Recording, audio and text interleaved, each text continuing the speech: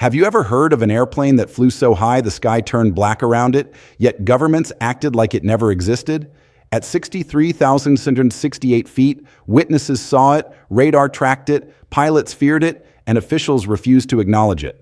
Tonight, we uncover the truth behind the secret plane that wasn't supposed to be seen, and the shocking reason its existence stayed hidden for so long. Stay until the end, because this mystery only gets stranger. Have you ever heard of an airplane that climbed higher than commercial jets, higher than most military aircraft, so high that the sky around it turned almost black, yet almost no one was willing to admit it existed? Imagine standing on the ground in the 1950s, looking up as a silver shape streaked across the heavens at over 63,000 feet, a height so extreme that ordinary fighters struggled to reach it. Witnesses saw it, radar tracked it, pilots whispered about it, governments avoided questions, newspapers barely understood what they were hearing. Tonight, we uncover the story of the mysterious 63,668-foot plane that many saw, few understood, and almost everyone officially ignored.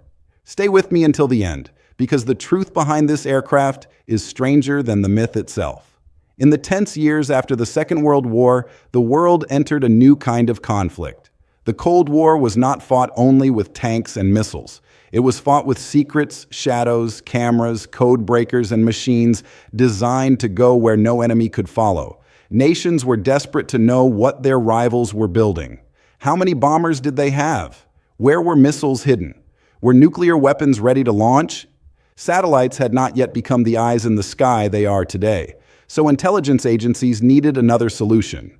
They needed an aircraft that could fly above danger, above anti-aircraft guns, above interceptors, above fear itself. At that time, most aircraft were still prisoners of altitude. Commercial airliners cruised far below 40,000 feet. Fighters could climb higher, but only briefly and with difficulty. Engines lost power in thin air. Pilots risked blackouts and freezing temperatures. Metal structures flexed under stress. To imagine a practical aircraft operating above 60,000 feet sounded almost absurd. But inside secret hangars and guarded design offices, engineers were already chasing the impossible. One of the most extraordinary answers to that challenge came in the form of a long-winged, strange-looking machine that seemed less like a military aircraft and more like a glider stretched into the future. It was slender, elegant, and fragile-looking, with enormous wings designed not for brute strength, but for efficiency in the thin upper atmosphere. It was built to carry cameras instead of bombs, intelligence instead of passengers, silence instead of noise. And when it climbed to 63,668 feet, it entered a zone few planes of its era could touch. To understand how shocking that altitude was, imagine Mount Everest stacked beneath it with room to spare. At 63,000 feet, the air is so thin that aerodynamic margins become razor narrow. Too slow and the aircraft stalls, too fast, and structural or control issues emerge. Pilots later described operating in what became known as the coffin corner, where the safe speed range narrowed dramatically. Every movement mattered, every gust mattered, every instrument mattered. It was not simply flying higher, it was balancing on the edge of what aviation could tolerate. The aircraft's mission was simple in concept and terrifying in execution. Cross hostile territory, photograph everything possible, and return alive. It had to overfly nations that would never willingly allow it.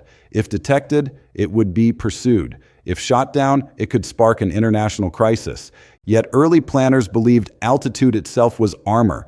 No fighter could easily reach it. No missile system of the time seemed reliable enough. So the plane flew, almost ghost-like, above borders that were officially sealed. Ground observers sometimes reported a strange silver object glinting in sunlight long after sunset had reached the earth below. Because of the altitude, the aircraft could still catch the sun even when people on the ground stood in darkness. To some, it looked like a star moving too fast. To others, it looked impossible. These sightings fed rumors of alien craft and secret weapons. The truth was both more ordinary and more astonishing. It was human engineering racing ahead of public knowledge. Even within government circles, acknowledgement was carefully controlled. Programs were compartmentalized. Personnel knew only fragments. Cover stories were prepared. If civilians reported sightings, explanations were vague. weather research, high-altitude testing, atmospheric studies, anything but the full truth. The world was learning that in the age of strategic intelligence, denial could be as important as technology. Pilots selected for these missions faced a unique kind of pressure.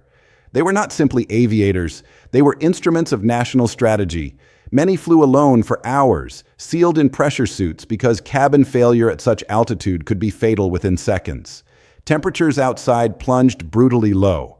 The cockpit could become a lonely capsule suspended between Earth and space. There was no cabin crew, no comforting routine, no margin for distraction, only instruments, mission targets, and the knowledge that hostile territory waited below. At 63,668 feet, the curve of the Earth becomes more noticeable. The sky deepens toward indigo. Clouds below appear like continents of white. Rivers become threads. Cities become geometry. For pilots used to lower altitudes, it could feel less like flight and more like orbiting just shy of space. Yet the beauty hid danger. If the engine flamed out, restarting in thin air could be difficult. If controls iced or malfunctioned, recovery options were limited. If navigation drifted, one could miss the target entirely or wander into disaster. Why would anyone risk this? Because the photographs taken from those heights changed history. Intelligence gathered by high-altitude reconnaissance helped leaders estimate bomber numbers, missile deployments, airfield construction, industrial expansion, and military readiness. In some cases, it corrected exaggerated fears. Politicians sometimes imagined enemies stronger than they really were. Clear imagery could calm panic or provoke it. A single mission might influence budgets, diplomacy, and war planning. But secrecy has a price. Because the aircraft was rarely acknowledged, legends grew larger than facts. Civilians saw contrails where none should be. Pilots from other units reported contacts no one explained. Newspapers speculated about wonder planes and unidentified craft. The public sensed something was happening overhead, yet official silence transformed engineering achievement into myth. Then came the inevitable problem. Altitude was not invincibility. Radar systems improved. Missile technology advanced. Defenses adapted. The same aircraft once considered untouchable became vulnerable. One dramatic shootdown would shatter the illusion that height alone guaranteed safety. International embarrassment followed. Governments that had refused to acknowledge the aircraft suddenly had to explain it. The secret plane no one would acknowledge became world news overnight. Yet even after exposure, much remained hidden. Performance figures were vague, mission routes classified, technical details protected. The public knew the outline of the story, but not its depth. And among the most striking details was the altitude record attached to operational flights, 63,668 feet, a number that sounded almost fictional in an age when many people had never flown at all. Engineers who built such machines were solving problems decades ahead of common industry practice. Lightweight structures, specialized fuel systems, high-efficiency wings, advanced cameras, pressure systems, and navigation tools all had to work together. Cameras alone were miracles of precision, able to capture sharp imagery from extraordinary height while moving at speed. These were not ordinary cameras enlarged for airplanes. They were strategic instruments built to read secrets from the ground below. The pilots, meanwhile, became legends in their own right. Many were former military aviators with exceptional skill and discipline. They trained for physiological emergencies, navigation errors, survival scenarios, and mission secrecy. Some could not tell family members where they were going or what they were doing. Imagine leaving home unable to explain that tomorrow you may cross enemy territory alone at the edge of the atmosphere.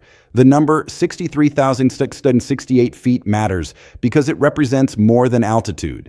It represents a threshold in human ambition. It was a time when slide rules, intuition, wind tunnels, and courage pushed machines into environments previously reserved for dreams. Today, modern jets and specialized aircraft may surpass certain limits with greater ease, but in that era, every extra 1,000 feet demanded ingenuity. There is also a psychological reason such stories endure. Humans are fascinated by hidden achievements. We love the idea that while ordinary life continued below, extraordinary things happened above our heads without notice. Children played in streets, commuters read newspapers, families ate dinner, and somewhere far overhead, a lone aircraft skimmed through darkness, carrying cameras that might influence global strategy. Many witnesses later recalled seeing bright objects at twilight moving silently and impossibly high. Some reports later fed UFO archives. Investigators eventually linked several sightings to high-altitude reconnaissance flights catching sunlight after sunset. In that sense, the plane no one would acknowledge may have unintentionally helped create parts of modern UFO culture. The aircraft's design also changed future aviation. Its emphasis on efficiency over brute force inspired later high-altitude systems, unmanned surveillance concepts, and long-endurance thinking. It proved that an aircraft did not need massive power if it mastered lift, drag, and weight. Sometimes the elegant answer defeats the muscular one, yet we should not romanticize it too easily. These flights existed because the world feared annihilation. Nuclear tension drove innovation at terrifying speed. Reconnaissance was not adventure for adventure's sake. It was a tool to prevent surprise attack, assess threats, and sometimes support dangerous geopolitical games. The beauty of the machine cannot be separated from the anxiety of its era. Still, there is something deeply human in the image of a pilot climbing through cloud layers into thinning blue, leaving weather, traffic, and noise behind until only silence remains. At 63,668 feet, politics fade for a moment. Borders disappear. The Earth looks shared. Oceans connect continents. Mountains flatten into patterns. It is ironic that machines built for rivalry sometimes offered the clearest view of unity. As years passed, newer technologies took over. Satellites rose beyond interception. Faster aircraft emerged. Drones changed surveillance again. The once unthinkable 63,000-foot mission became part of history. But the legend survives because it captures a turning point, when secrecy, science, and courage met in the sky. So what was the 63,668-foot plane that no one would acknowledge? It was not magic. It was not alien. It was not fantasy. It was the embodiment of an age willing to gamble everything on information, a machine so advanced for its time that people struggled to believe it and officials preferred not to discuss it, and maybe that is why the story still matters, because every generation has its hidden frontiers, projects denied, prototypes whispered about, technologies glimpsed before they are understood. We look back at that silver aircraft and realize the future often arrives quietly, high above us, long before anyone is ready to admit it is there. The next time you see a strange glint crossing the evening sky after sunset, remember this.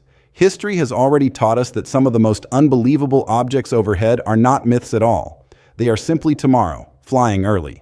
If you love untold mysteries, hidden history, and incredible true stories from the skies, subscribe now and join this channel, because the next secret we uncover might be even more unbelievable than the last, and you do not want to miss it.